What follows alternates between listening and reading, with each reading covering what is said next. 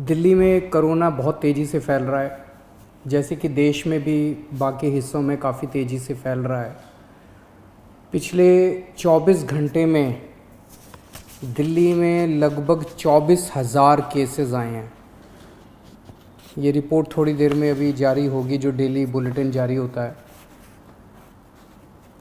पिछले 24 घंटे में 24,000 केसेस आए हैं।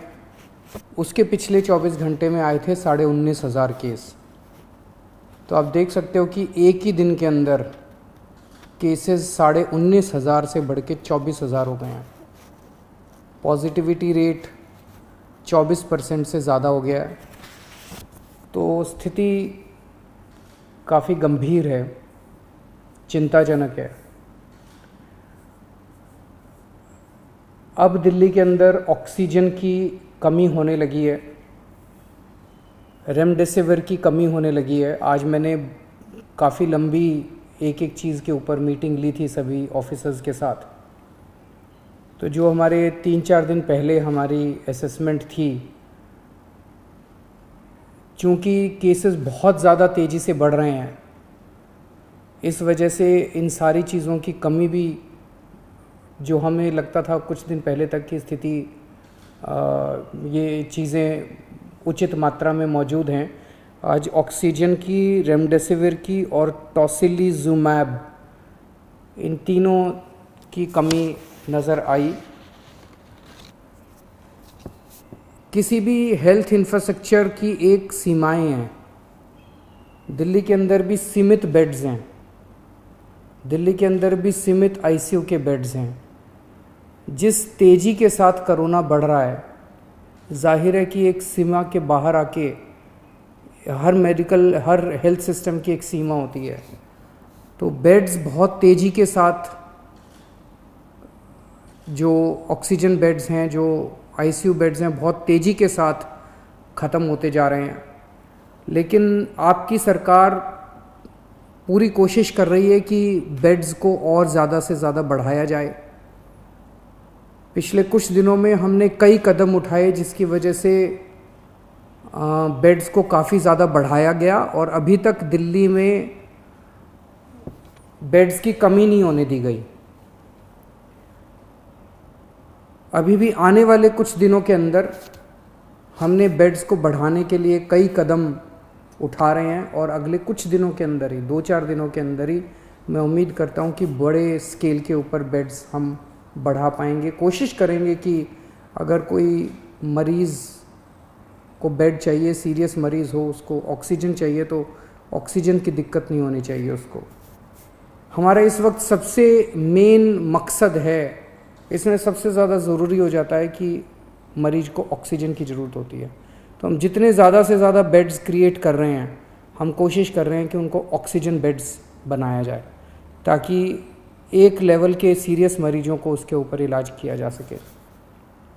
तो यमुना स्पोर्ट्स कॉम्प्लेक्स में और कॉमनवेल्थ गेम्स में लगभग 1300 ऑक्सीजन बेड्स का इंतज़ाम किया जा रहा है। राधा स्वामी सत्संग ब्यास में शुरू में अभी 2,500 बेड्स का इंतज़ाम कर रहे हैं और उसके तुरंत बाद फिर 2,500 बेड्स का और इंतज़ाम करेंगे। जो अभी कुछ दिन पहले मैं जब आपके सम्मुख आया था, मैंने बताया था कि किस तरह से होटल्स को, बैंक्वेट हॉल्स को हॉस्पिटल्स के साथ अटैच किया जा रहा है। तो लगभग 2100 बेड्स इस तरह से होटल्स और बैंक्वेट हॉल्स को हॉस्पिटल्स के साथ अटैच करके हम 2100 ऑक्सीजन बेड्स बनाने में सफल हुए हैं, जो कि कल या परसों में ऐप में भी आ जाएगा। और वो हॉस्पिटल्स, वो ओवरऑल हॉस्पिटल की निगरानी में होंगे। जो भी बैंक्वेट हॉल में और होटल में उनका इलाज हो रहा होगा, तो वो हॉस्पिटल की निगरानी में होंगे, तो एक तरह से हॉस्पिटल का हिस्सा होंगे। तो इस तरह से लगभग अगले 2-4 दिन के अंदर मैं उम्मीद करता हूँ कि 6,000 बेड्स और हम ऐड कर, इस पूरे सिस्टम के अंदर ऐड करने में सक्षम होंगे। लेकिन जिस तेज़ी के साथ कोरोना बढ़ रहा है, अभी किसी को नहीं पता इसकी पीक कहाँ पे आएगी। जैसे मैंने बताया, परसों 19,500 थे, कल के केसेस पिछले 24 घंटे के 24,000 आए हैं। कल कितने होंगे, फिर परसों कितने होंगे और फिर उसके बाद कितने होंगे, किसी को नहीं कह सकते। इसीलिए हमें अपनी तैयारियां और बढ़ चढ़ के करनी पड़ेंगी। हम इस वक्त ज़रा सी भी आलस नहीं कर सकते, ज़रा सी भी सांस नहीं ले सकते। इस वक्त हमें 24 घंटे मेहनत करके ज़्यादा से ज़्यादा इंतजाम आगे करने पड़ेंगे, ताकि अगर कोरोना उतना हो जाता है तो हम एक कदम कोरोना से आगे होने चाहिए। अभी थोड़ी देर पहले मैंने डॉक्टर हर्षवर्धन साहब से फ़ोन पे बात की और उनसे मैंने निवेदन किया। ये तीनों चीज़ें मैंने उनसे मांगी, तीनों चारों चीज़ें। एक तो मैंने उनसे निवेदन किया कि दिल्ली के अंदर बेड्स की बड़ी मात्रा में कमी हो रही है। नवंबर के अंदर जब कोरोना आया था तो 4100 बेड केंद्र सरकार ने हमें मुहैया कराए थे। इस वक्त केवल 1800 बेड दिए हैं, जबकि ये वाली वेव पिछले वाली वेव से 3 गुना ज़्यादा घातक। अभी तक उसमें 8500 केस पीक पे आए थे, हम 24,000 पे पहुंच चुके हैं।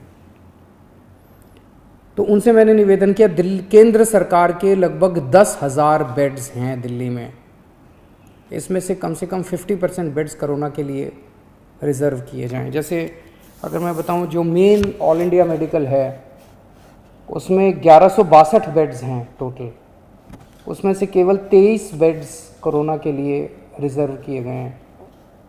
सफदरजंग हॉस्पिटल है, उसमें 2900 बेड्स हैं टोटल, उसमें से केवल 204 बेड्स कोरोना के लिए रिज़र्व किए गए हैं। तो मेरा एक उनसे निवेदन था कि कम से कम 50% बेड्स कोरोना के लिए अगर रिज़र्व किए जाएं तो एकदम से 3-4 हज़ार बेड्स एक्स्ट्रा कोरोना के मरीज़ों को मिल सकते हैं, और उसी तरह से आईसीयू के अंदर भी बेड्स दिए जाएं। दूसरा, उनको मैंने बताया कि किस तरह से दिल्ली के अंदर ऑक्सीजन की कमी हो रही है। अगर ऑक्सीजन की तुरंत सप्लाई दिल्ली में की जाए, और प्राइवेट हॉस्पिटल्स में आज मुझे बताया गया है कि ज़्यादा कमी हो रही है, तो अगर ऑक्सीजन की सप्लाई तुरंत करवा दी जाए। और तीसरा, मैंने उनको बताया कि रेमडेसिविर और टोसिलिजुमैब की काफ़ी किल्लत हो रही है, अगर वो मुहैया कराई जा सके।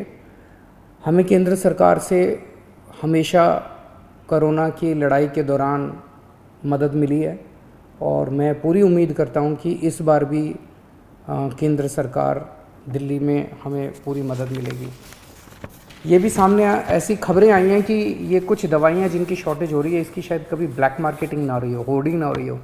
तो आज अफसरों की मीटिंग में सख्त निर्देश दिए गए हैं कि उनके ऊपर रेड मार के और सख्त से सख्त कार्रवाई की जाए अगर कोई भी इन दवाइयों की होर्डिंग या ब्लैक मार्केटिंग करते हुए पाया जाता है। तो एक शिकायत ये आ रही है, और ये सही भी है, कि टेस्ट्स में अचानक दिल्ली के अंदर, दिल्ली देश में अकेला शहर था जहाँ 24 घंटे में टेस्ट के रिजल्ट आया करते थे। पिछले कुछ दिनों से 3-3, 4-4 दिन लग रहे हैं टेस्ट्स में, ये शिकायतें आ रही हैं। और उसका कारण ये है कि कुछ लैब्स ने अपनी कैपेसिटी से ज़्यादा सैंपल उठाने चालू कर दिए हैं। उनकी कैपेसिटी मान लीजिए 5,000 की है दिन की, वो 10,000 ले लेते हैं, 15,000 सैंपल डेली ले लेते हैं, और वो एक देने सैंपल का रिज़ल्ट देने में उनको 3-3, 4-4 दिन लग जाते हैं। इससे नुकसान आप समझिए कि एक सीरियस मरीज, उसने आज सैंपल दिया, उसका रिज़ल्ट अगर 3 दिन बाद आएगा, 3 दिन के अंदर तो उस व्यक्ति की मौत भी हो सकती है। तो उनकी ज़िंदगी के साथ खेल रहे हैं। ऐसी लैब्स के खिलाफ सख्त कार्रवाई की जाएगी जो अपनी कैपेसिटी से ज़्यादा सैंपल उठाते हैं और 24 घंटे के अंदर रिपोर्ट नहीं देते। और सभी डीएम्स को भी इंस्ट्रक्शंस दिए गए हैं कि किसी भी लैब को सैंपल देने के पहले देखें कि उनके पास कुछ पेंडिंग सैंपल्स तो नहीं पड़े हुए हैं। उन लैब्स को बिल्कुल सैंपल ना दिए जाएं जो 24 घंटे के अंदर अपनी रिपोर्ट नहीं दे रहे हैं। कुछ हॉस्पिटल्स देखने को मिले, हमारा एक ऐप है दिल्ली सरकार का, उस ऐप में आपको रियल टाइम बेसिस पे पता चलता है कि किस अस्पताल के अंदर कितने बेड भरे हुए हैं, कितने बेड कोरोना के खाली हैं, कितने आईसीयू बेड हैं, कितने खाली हैं, कितने भरे हुए हैं। रियल टाइम बेसिस के ऊपर इस ऐप पे आप देख सकते हो। और ये ऐप हम नहीं चलाते, हर हॉस्पिटल को हमने पासवर्ड दिया हुआ है, वो हॉस्पिटल वाले खुद उसमें डेटा भरते हैं। तो जिस हॉस्पिटल ने अपने ऐप में, हमारे दिल्ली सरकार के ऐप में भरा हुआ है कि अभी मेरे पास 40 बेड खाली हैं, और कोई वहाँ जाता है और बेड मांगता है और अस्पताल मना कर देता है, तो ये इसके खिलाफ अब सख्त कार्रवाई की जाएगी। इस तरह की शिकायतें आ रही हैं कि ऐप में दिखा रहे हैं कि बेड है, लेकिन अस्पताल बेड दे नहीं रहे, वहाँ जाते हैं तो कहते हैं बेड खाली नहीं है। ऐसे अस्पतालों के खिलाफ जो गलत जानकारी भर रहे हैं, जो फ़ोन पे ठीक जानकारी नहीं दे रहे हैं, और ऐप में होते हुए भी अगर वो मरीज को बेड नहीं देते हैं, ऐसे अस्पतालों के खिलाफ अब सख्त कार्रवाई की जाएगी। कोरोना से निपटने के लिए हमें मजबूरी में ये वीकेंड कर्फ्यू लगाना पड़ा। चारों तरफ से खबर आ रही है कि लोग इसका अच्छे से पालन कर रहे हैं। अगले कुछ दिनों तक हम स्थिति पे नज़र रखे हुए हैं।